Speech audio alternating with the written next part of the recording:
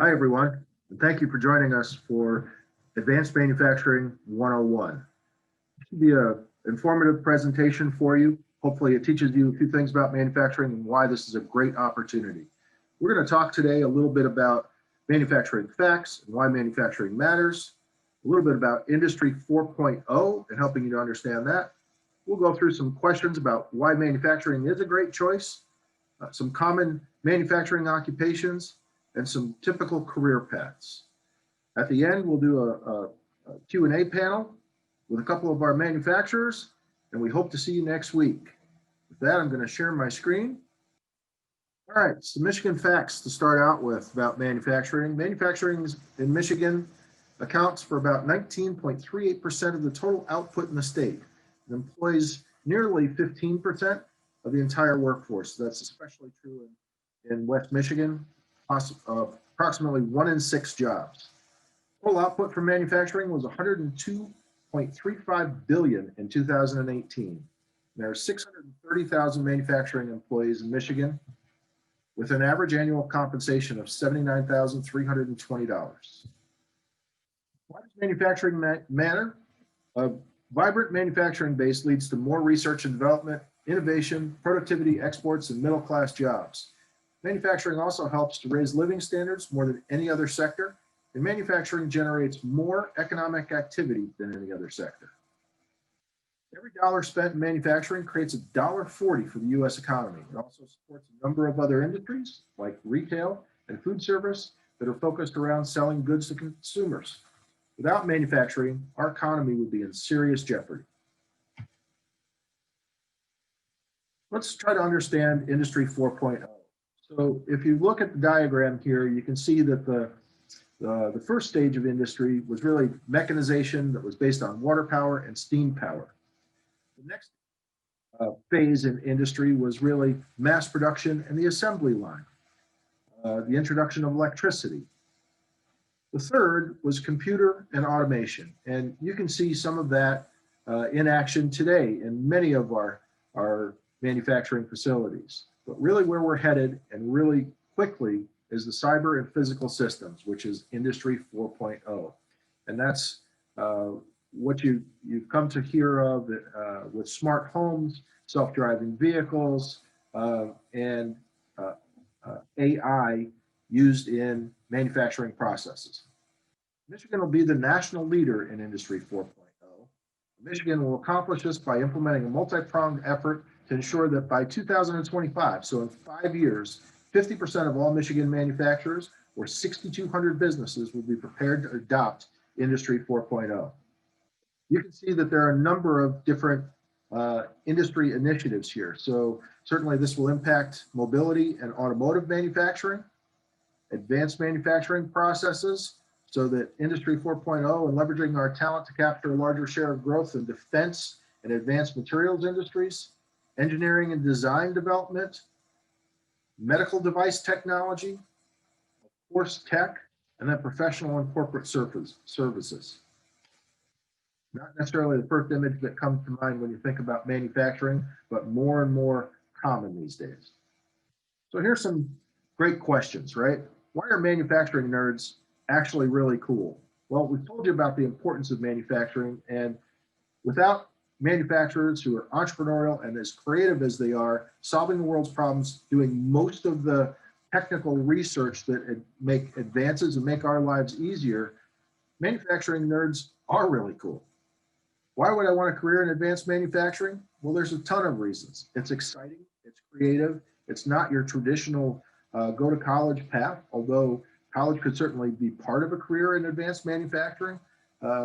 If you like to work with your hands, if you like to creatively solve problems, if you like working as part of a team, if you like seeing what you did at the end of the day and have a physical item that you can touch that you produced and feel good about, as well as the impact that you've had on the community, advanced manufacturing might be for you. But you say, I don't want a factory job. Well, if you look at these, there are many variations and a lot of diversity in the careers that you can have. How will you prepare for a career? Well, there are lots of ways, and we're going to go through that when we talk about career paths. We're also going to talk about why college may not be your only option, and that manufacturing employers many times will sponsor your education costs. So we talked a little bit about the diverse industries within manufacturing. Here in West Michigan and throughout the state of Michigan, auto manufacturing is certainly our #1 industry. Metals manufacturing follows closely behind that. Machinery manufacturing, chemical product manufacturing, of course, food and beverage manufacturing, computer and electronic products, natural resources. There are lots of miscellaneous industries. And then, of course, the furniture industry is big in West Michigan. Manufacturing is a vital part of our Michigan economy. So over 600,000 workers are employed in the manufacturing industry, ranking second only to healthcare in our state. Advanced manufacturing has experienced significant expansion in employment since 2009 and has nearly doubled the rate of employment growth when compared with other sectors.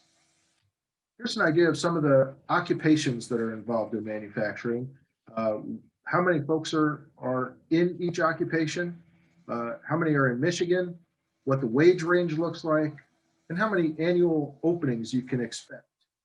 It also talks a little bit about the typical education and training that you might need and whether or not there's a current shortage or a great need for these occupations. And as you can see, the top 10 here in manufacturing, assemblers and fabricators, there's 85,490 of these positions.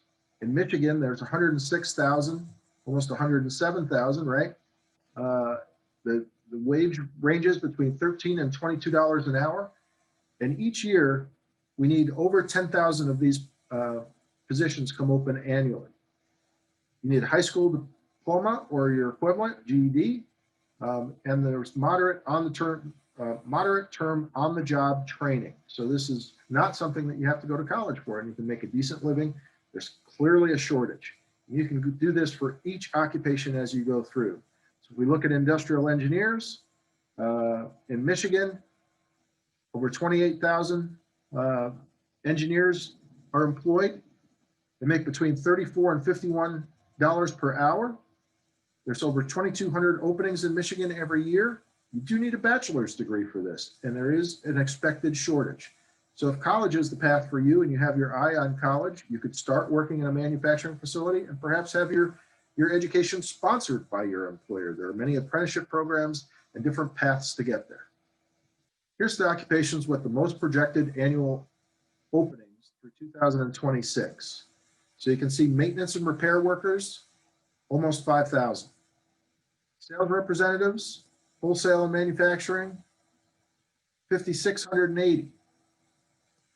General managers and operations managers, almost 5,800. Assemblers and fabricators, over 10,000.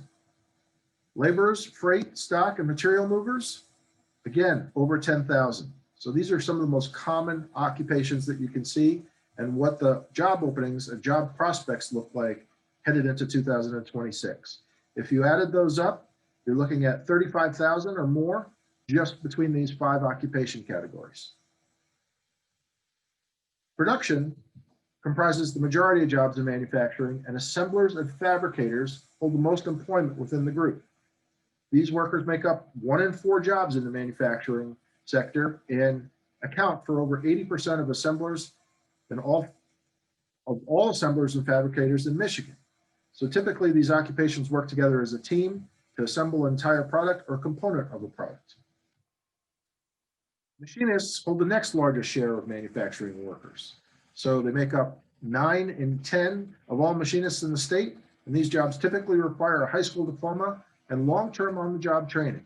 First-line supervisors of production and operating workers make up the 3rd largest share, followed by cutting, punching, press and machine setters, operators, and tenders of metal and plastic.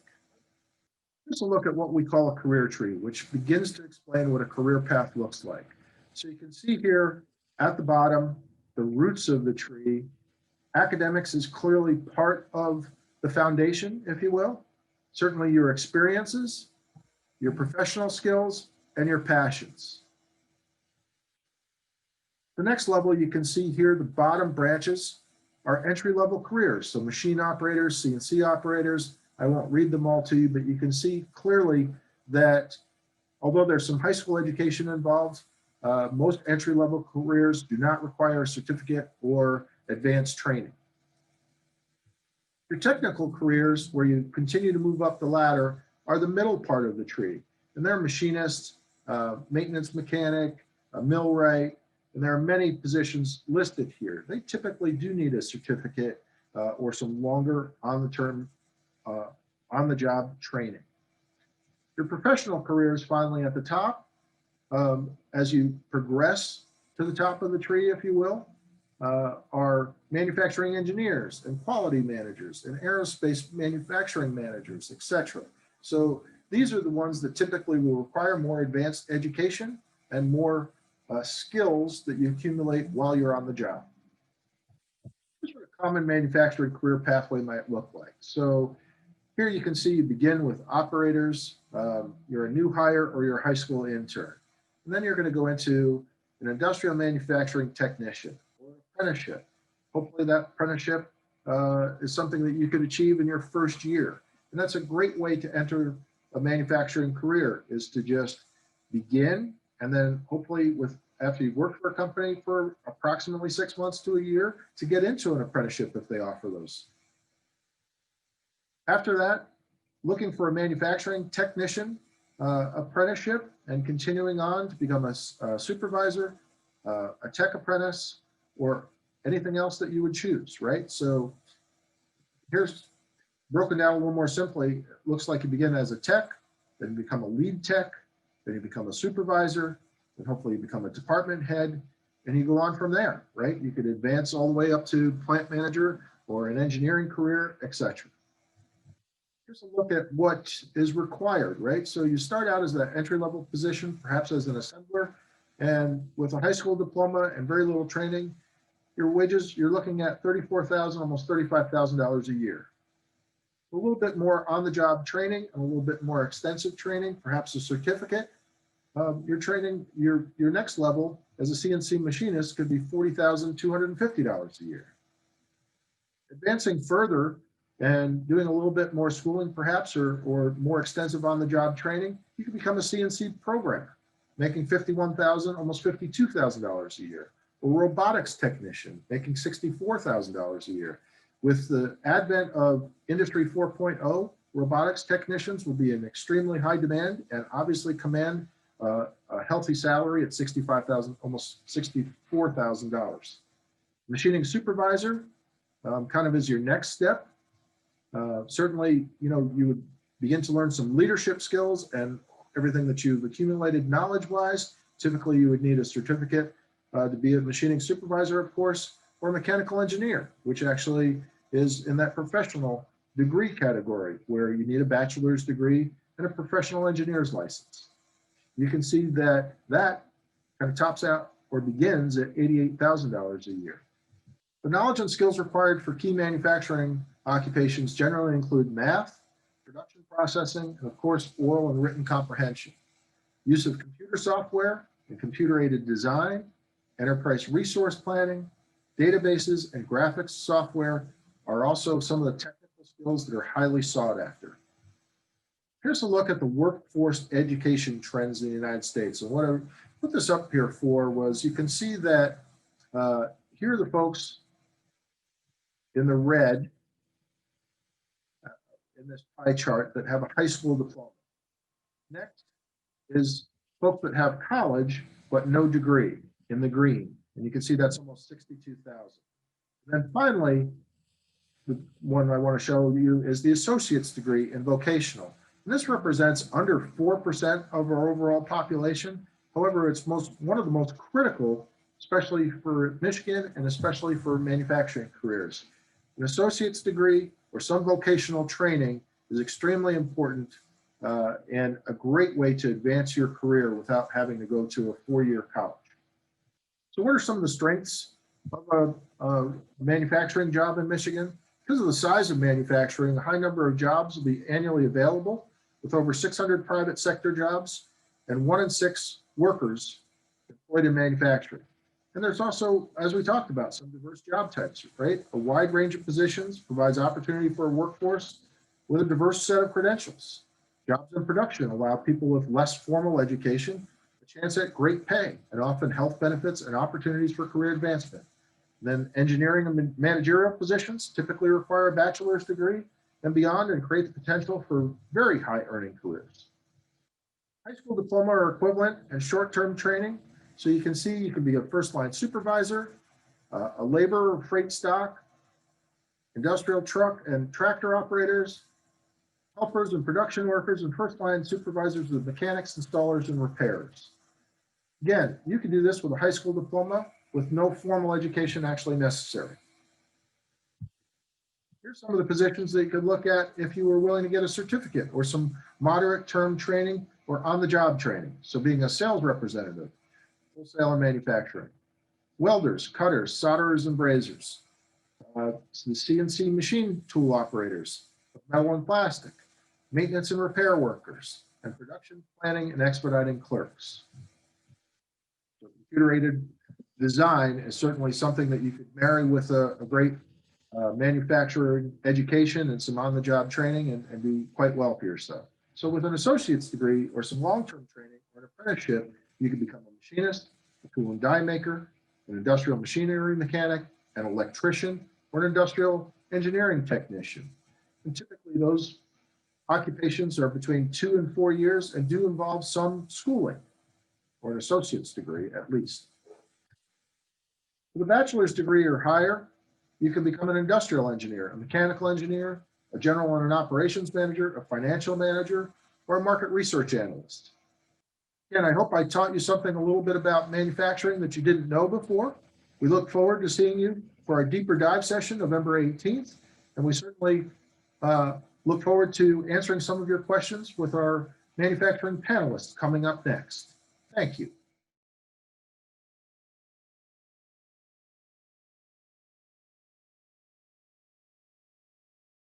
All right, good afternoon. With me today, I have Sarah Whistler from FlexFab and Ken Robinson from Schertl Sales in Muskegon. And we want to welcome you to our Q&A portion of Manufacturing Industry 101. Ken, I'm going to have you introduce yourself, and then Sarah will do the same. Hello, hello everyone. My name is Kenneth Robinson. I'm the Human Resources Manager at Schertl Sales and Technology. We are a German-owned company. We make springs and brake clips for the automotive industry.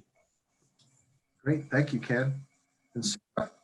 Good afternoon. My name is Sarah Whistler, and I'm also the HR manager with FlexFab. We are mainly located down in Hastings, Michigan, south of Grand Rapids, and we are a silicone hose manufacturer for many different industries, automotive, heavy duty truck, also aerospace, and some rail customers. And we are also located in Grand Rapids.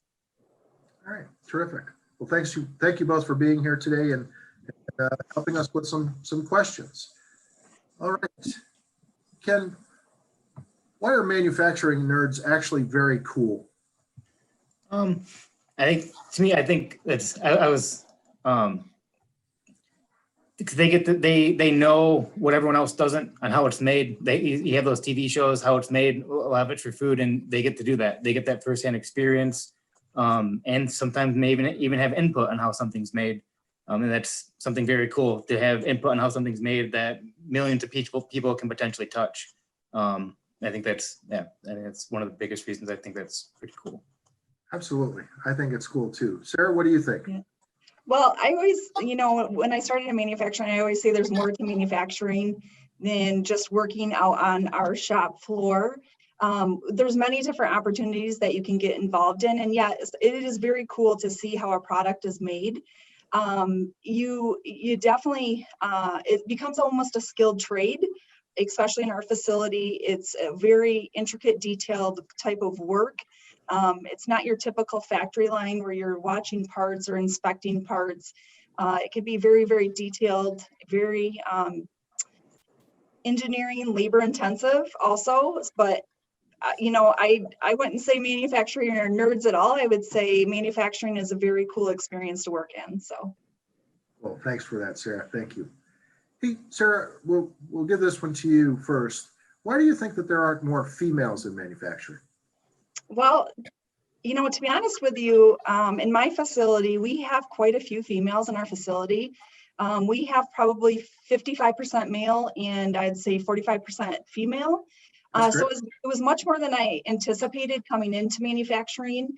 My hope is especially to gain more females in manufacturing. It's not a male dominated industry at all. It's for male, female, whomever. And I think, we, especially as my position in HR, my intent is to bring more females in manufacturing, but surprisingly, there are quite a few. So, That's awesome. yeah. Ken, how about at Schertle?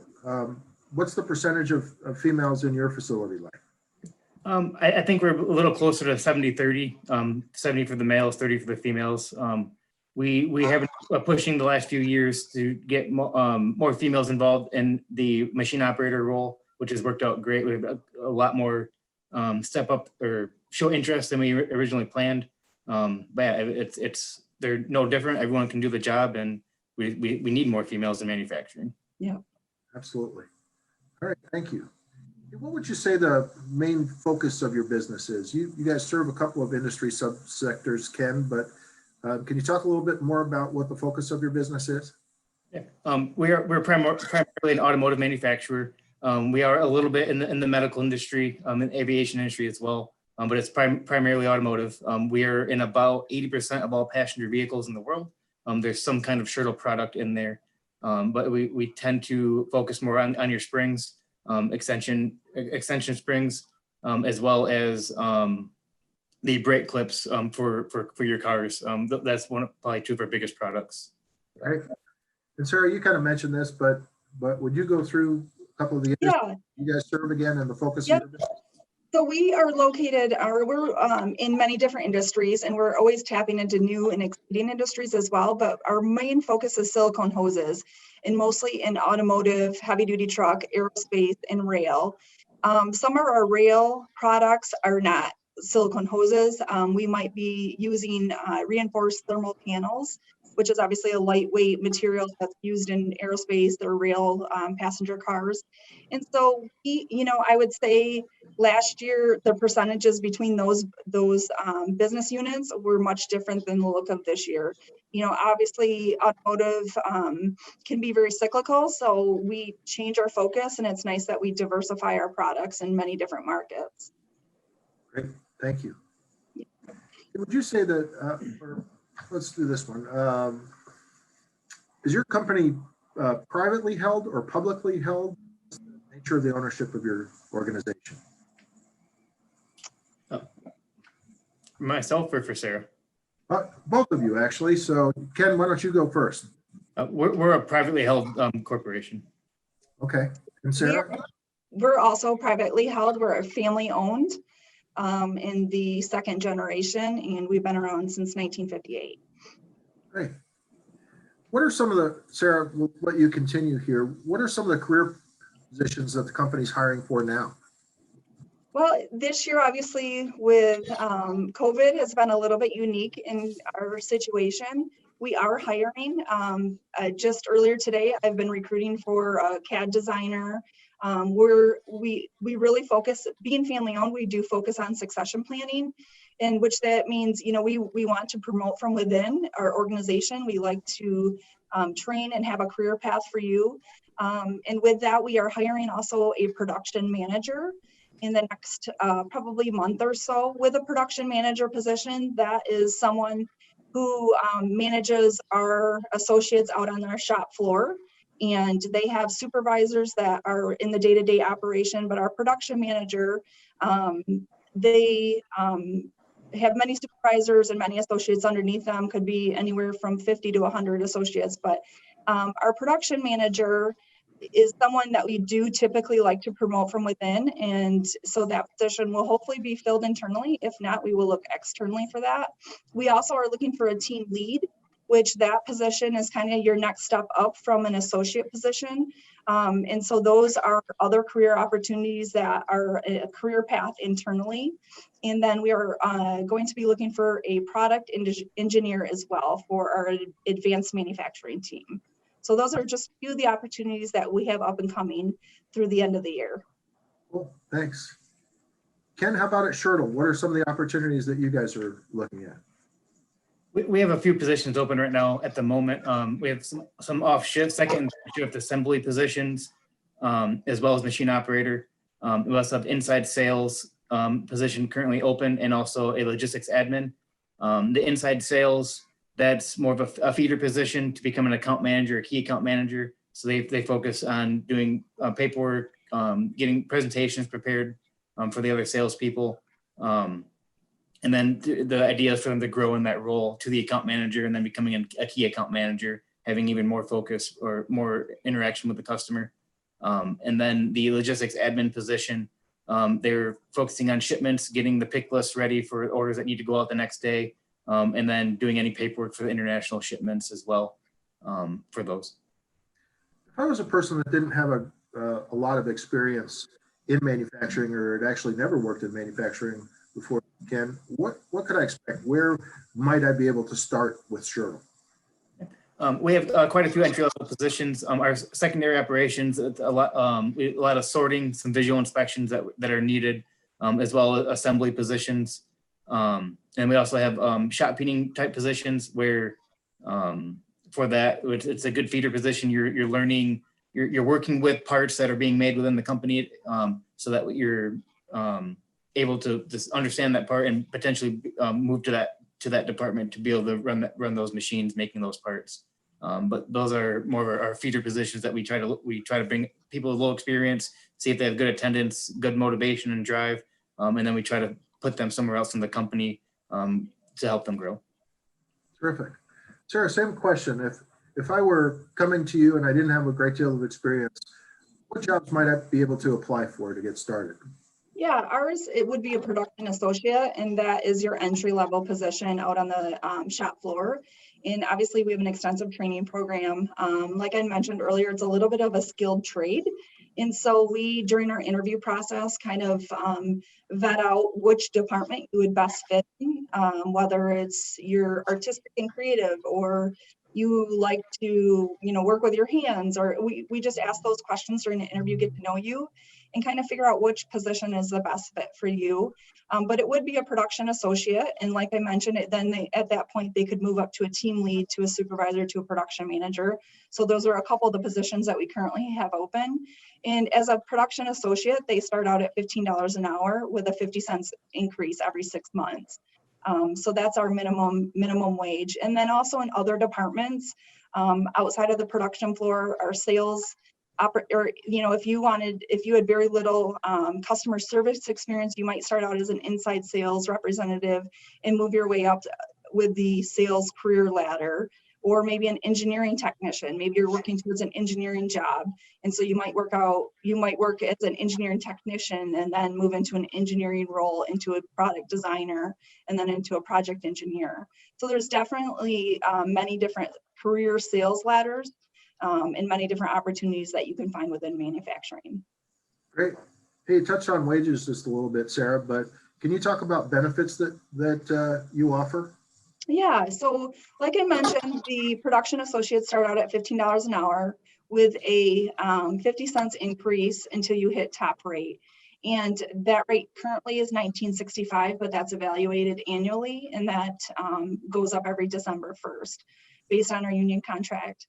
And then with that is, as a company, like I mentioned, we're family owned, which is a great opportunity. And me being in HR, I get to plan and provide a lot of those fun opportunities for our employees. We do a lot as a company, whether it's a company tailgate, which kind of is annually and goes over where we're at financially and all the great things that we've accomplished and what's up and coming for the future year. We've done a lot of great things, like a golf outing. We did a cornhole tournament last year.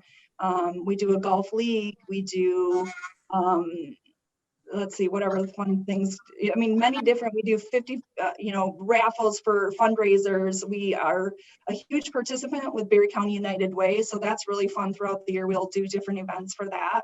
And then with that, we provide tuition reimbursement. So if you wanted to pursue an engineering degree, and it's something that's applicable to our organization. That's something that we support. We support further education and training. And then we also have an in-house training program called FlexFab Foundations that several of our managers have created over the last probably 4 to 5 years. And that's a program where you learn a lot about our organization as well as other areas of the company. So there's a lot of great things in working for our company as well as other manufacturers. Terrific. And of course, you have medical and dental and vision and things as well. So Definitely. Ken, talk about the benefits of working at Shertle a little bit for us. We have a excellent HSA program for medical, dental, and vision, as well as a 5% match with the 401k. So as long as you put in that 5%, we match that. We also have a tuition reimbursement program. We cover 80% of books and tuition for approved degree programs for that. And then we also have we have open house. Last year we had an open house. This year obviously we weren't able to hold that. But we have a yearly company golf outing, some bowling parties. We try to do monthly luncheons for Employee of the Month. We'll have some announcements and announce the Employee of the Month every month, and then we provide food for everyone for all 3 shifts for that. And we are a family-owned company as well, just out of Germany for that. Terrific. Thank you. What's the best way a new employee can get started? I mean, how do they go about applying with you? So we post the majority of our positions on Indeed.com. We also have career opportunities at our Shertle.com website. But or you can come on site as well and pick up an application. But for the most part, applying on Indeed's probably the best way to get through. And then, yeah. Great, thank you. Sarah, what would you recommend if a young person wanted to learn more about manufacturing opportunities and kind of educate themselves to see what else is available out there? Yeah, there's a lot of different great resources out there if you want to learn more about manufacturing and the other or some of the opportunities. We've got some information on our webpage, which is discovermanufacturing.com. You could even reach out to your school guidance counselor. They could definitely be able to help you out. On growingpro.com, there are also some resources on there. There's STEM training. I'm sure some of the students maybe have heard of the Maven platform. That's another opportunity. Michigan Works. I mean, there's many different resources that are out there that you can look into and look into manufacturing opportunities. Great, thank you, Sarah. Hey, Ken, why do you think some of the participants watching our panel today should come back in November for the evening session and talk to us some more? Why would you say that they should come back? Because manufacturing affects everyone. Without manufacturing, we don't have a lot of things. It's a big part of the infrastructure, and it's a lot of career opportunities. Whether it's on the production floor running a machine or going to school to be an engineer to create that machine. There's a wide array of possibilities and careers available. I mean, and this is the best way to get a snapshot on those different companies and what they're doing and see which one may suit you the best. Thank you. Thank you, Ken. Sarah, some of the folks that are watching today already kind of have their mind made up and they don't believe that they're really interested in manufacturing. Why should they care? Well, first of all, I would love to individually speak with students on what I mentioned in the very beginning about, the question you had asked about manufacturing nerds are pretty cool.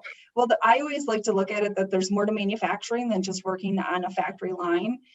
We have worked and seen the progression of many of our associates come off our production floor into engineering, into sales, into HR even. And so, it's a great opportunity, and I would love to individually speak with those students on just what does that look like for them. Many people don't think about, I want to go into manufacturing, where I don't want to work in a factory. It has a very negative connotation around it, and it's nothing like that. Manufacturing can be a very clean environment, can be very intricate, detailed work. If you like to work with your hands, if you like to be creative. So there's definitely opportunities for each and every student out there. I definitely would not exclude manufacturing as an opportunity at all. So it's pretty cool to be in manufacturing. Thanks, Sarah. Sarah, we'll give this one to you to start, and then Ken, we're going to ask you the same thing. But how did you get started on your career path? I mean, what made you choose manufacturing? And tell us a little bit about how you got started and how you got to where you are now. Yeah, so I have worked in human resources for, oh gosh, I don't want to date myself, but maybe over 25 years. And I also worked for a family. I came out of a family-owned company, and I chose my career path after I graduated from high school. I worked with my school guidance counselor, as well as I worked with counselors at the university I graduated from, and to choose that career path that best suits my skill set. And I chose HR, in which is human resources, and it's mainly dealing with all the people. And after that, I just continued to work for family-owned organizations, and I ended up here at FlexFab 3 years ago.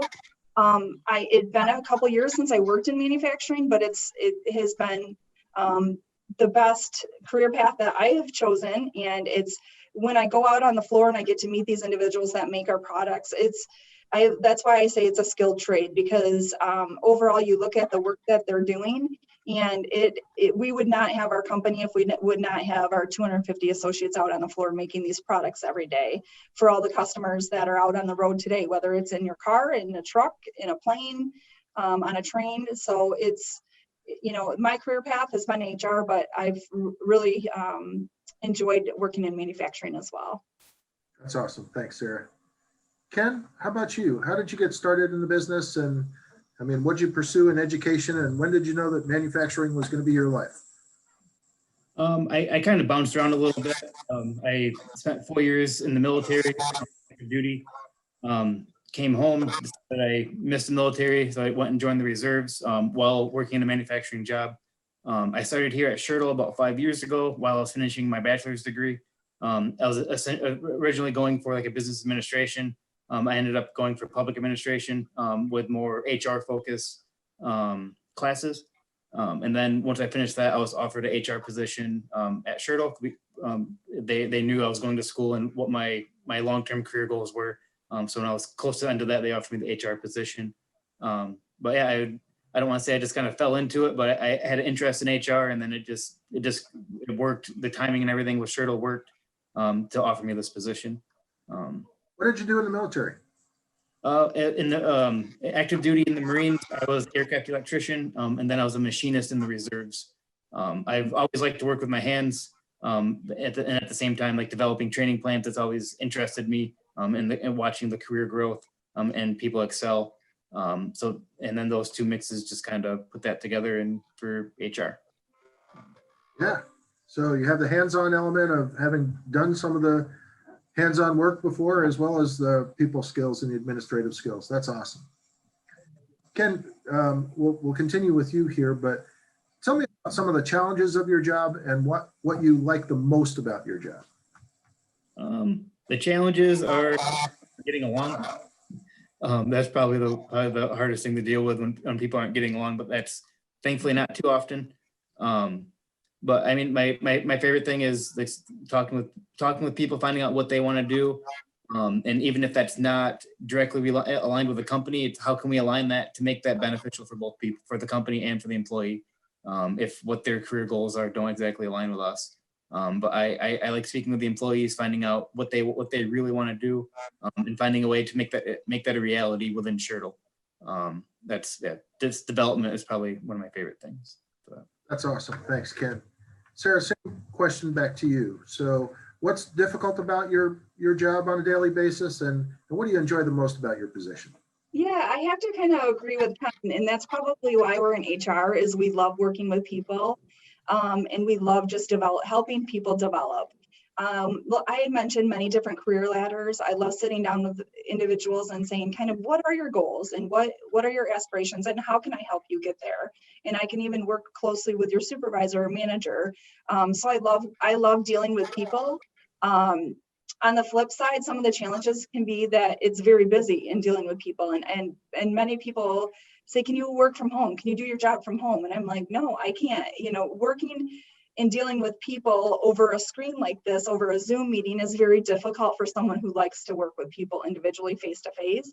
And so I would much rather be here at the office and be here to answer questions from my employees. And I'm an assistance to them. I'm here to help them and help them achieve their goals, whether it's even, I gotta change my 401k election, or I've had a death in the family, I have an illness, how do I go about this?